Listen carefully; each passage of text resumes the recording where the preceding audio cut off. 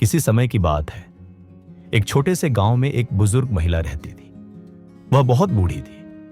उसके बाल चांदी जैसे सफेद और चेहरे पर झुर्रियों की लकीरें थीं, लेकिन उन झुर्रियों में भी एक कोमल मुस्कान छिपी रहती थी।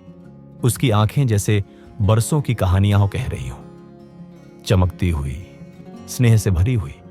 गांव का हर व्यक्ति उससे बेहद प्यार करता था। वजह, वह हमेशा मुस्कुराती रहती थी।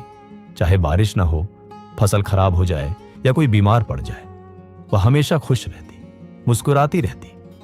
उसके पास न तो कोई बच्चा था, न कोई परिवार। उसका पति बहुत साल पहले चल बसा था, लेकिन उसने कभी शिकायत नहीं की, न रोना न शिकवा।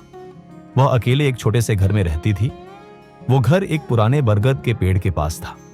हर सुबह वह उस बरगद के नीचे बैठ जाती थी। जो भी वहां से गुजरता उससे कुछ पल बात करता और कुछ सुकून लेकर लौटता। उसकी मुस्कान किसी औषधि से कम नहीं थी। गांव के लोग मेहनती थे। कोई किसान था, कोई बढ़ई, तो कोई हाट बाजार में छोटा मोटा काम करता था। लेकिन जीवन आसान नहीं था। कभी बारिश नहीं होती तो खेत सूख जाते, बीमार पड़ जाता तो काम पर नहीं जा पाता। कई बार घरों में चूल्हा भी नहीं जलता।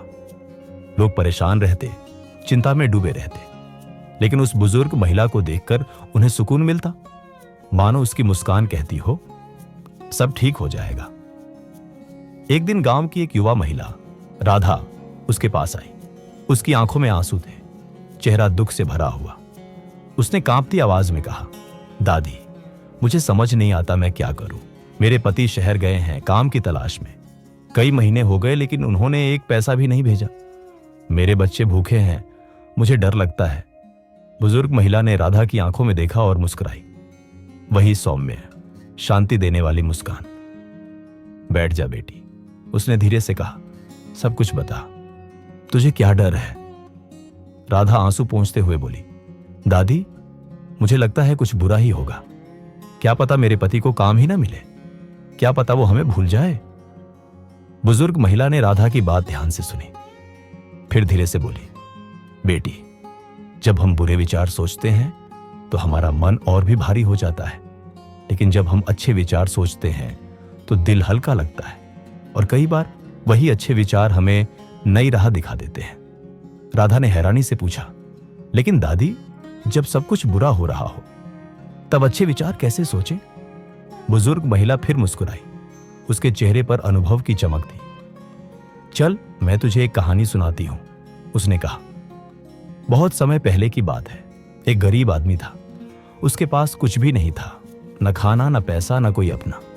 वह एक नदी के किनारे बैठा रो रहा था।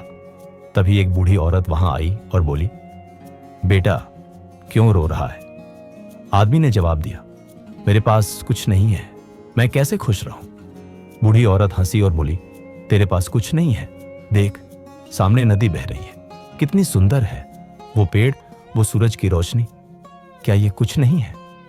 अगर तू सिर्फ उन चीजों के बारे में सोचता रहेगा जो तेरे पास नहीं है तो तू हमेशा दुखी रहेगा। लेकिन अगर तू उन चीजों पर ध्यान देगा जो तेरे पास है तो तुझे शांति मिलेगी। आदमी सोचने लगा। धीरे धीरे उसने अपने आंसू पोंछे और चारों ओर देखा।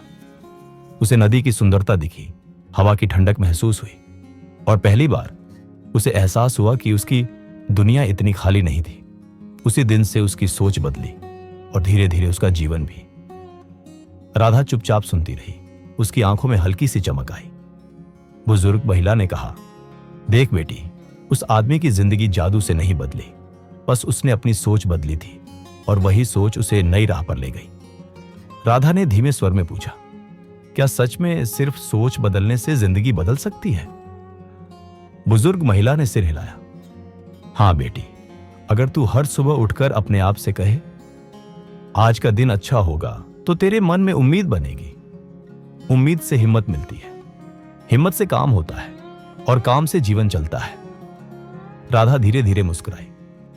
मैं कोशिश करूंगी दादी, मैं अब से हर दिन अच्छे विचार सोचूंगी। बुजुर्ग महिला ने आशीर्वाद देते हुए कहा, बस यही पहला कदम है बेटी। उस दिन के बाद राधा की जिंदगी थोड़ी बदली। सुबह उठते ही वह कहती, आज अच्छा दिन होगा।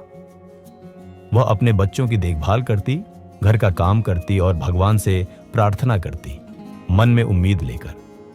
कुछ हफ्तों बाद एक दिन राधा को एक चिट्ठी मिली। वह उसके पति की थी। उसने लिखा था कि उसे शहर में काम मिल गया है और वह पैसे भेज रहा है। वह जल्द ही गांव वापस आएगा। राधा की आंखों में आंसू थे, लेकिन इस बार खुशी के आंसू। वह दौड़ती हुई उस बुजुर्ग महिला के पास पहुंची और बोली, दादी, मेरे पति को काम मिल गया है, उन्होंने पैसे भेजे हैं, सब कुछ अच्छा हो रहा है। बुजुर्ग महिला ने मुस्कुराते हुए कहा, देखा, मैंने क्या कहा था, जब हम दिल से अच्छे सोचते हैं तो अच्छे परिणाम आते हैं। समस्याएं तो रहेंगी ही, लेकिन अगर हम उन्हें आशा के साथ देखें तो हम उन्हें जीत सकते हैं। राधा की कहानी पूरे गांव में फैल गई।